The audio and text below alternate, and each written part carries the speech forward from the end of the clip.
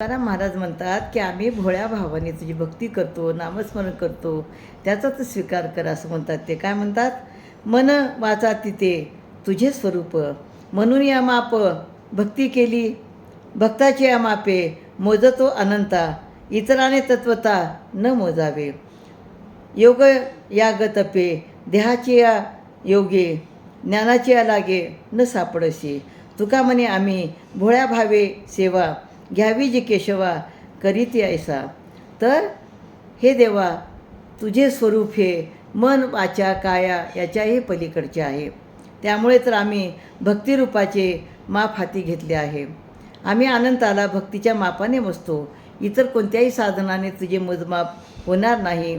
देवा, तुझे स्वरूप योग याग तसेच देहावर अवलंबून असलेल्या साधनाने तुझ्या स्वरूपाचे ज्ञान होणार नाही आणि ज्ञानीपणाने देखील तू आम्हाला सापडला जाणार नाहीस.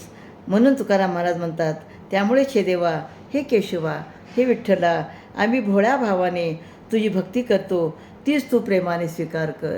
म्हणजे आम्ही जी भोळ्या भावाने भक्ती करतो त्याचा तू स्वीकार कर असं या अभंगातून सांगतात. रामकृष्ण हरी.